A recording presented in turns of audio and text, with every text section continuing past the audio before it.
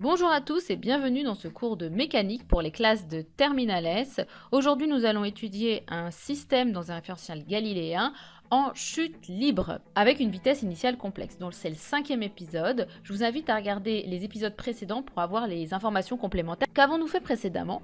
Nous avons défini des systèmes, nous avons projeté des vitesses, nous avons eu des vitesses initiales ou pas, dans un référentiel, nous avons fait le bilan des forces, puis nous avons appliqué la seconde loi de Newton pour finalement obtenir les équations horaires, puisque le but c'est d'obtenir les équations horaires. Du coup, nous allons étudier un système qui a une chute sans frottement, mais avec une vitesse initiale complexe. Ce système, c'est un objet dans un référentiel galiléen. Donc, référentiel galiléen, je peux appliquer les lois que je vais utiliser. Et le référentiel, c'est un solide de référence sur Terre. Et voilà l'énoncé où on me donne un repère O, X, Y. Là, je ne vois pas Z. Du coup, c'est un repère en 2 dimensions. Lançons cet objet. Et maintenant, faisons le bilan des forces qui s'exercent sur cet objet. Eh bien, si je fais le bilan des forces, il n'y a que le poids qui s'exerce sur cet objet, puisque le moment où je jette l'objet ne compte pas. Je ne prends en compte que le moment où l'objet décolle. Du coup, si je projette G n'est défini que sur Y, puisqu'il est dans le sens inverse d'Y. Donc, j'aurai la projection qui vaudra moins G sur Y. Gy égale moins G. Comme P égale mg, j'aurai du coup Py qui vaut moins g moins mg, et du coup Px et Pz qui vaudront 0. Appliquons la deuxième loi de Newton, Ma égale mg, puisque c'est la seule force, donc A égale g. Donc dans les chapitres précédents, j'explique cette deuxième loi, comment on l'utilise. Donc on peut donc écrire que comme g est égal à moins g sur y, il en découle que A n'est défini que sur y, et qu'il vaut juste AY est égal à moins g. Du coup, je peux en déduire la vitesse, puisque la vitesse, c'est l'intégration de l'accélération.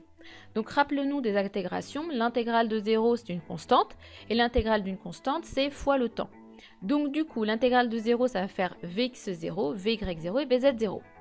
Pourquoi Vy0 ? Parce qu'on va écrire moins g plus 0. Ensuite, l'intégrale de moins g, c'est moins gt. Donc voilà l'expression de la vitesse. Voilà le vecteur vitesse initial. Ce vecteur vitesse initial, si je fais un peu de trigo, je trouve que cosinus alpha, c'est égal à v0x sur v0, la norme de ma vitesse. Et sinus alpha, c'est égal à vy0 sur la norme de ma vitesse, v0. Maintenant, si le V0 qui est au dénominateur, je le passe de l'autre côté, j'obtiendrai du coup que Vx0 c'est égal à V0 cosinus alpha et que Vy0 c'est égal à V0 sinus alpha. Du coup, je peux écrire que V0, ça vaut du coup V0 cos alpha, V0 sin alpha et rien sur Z.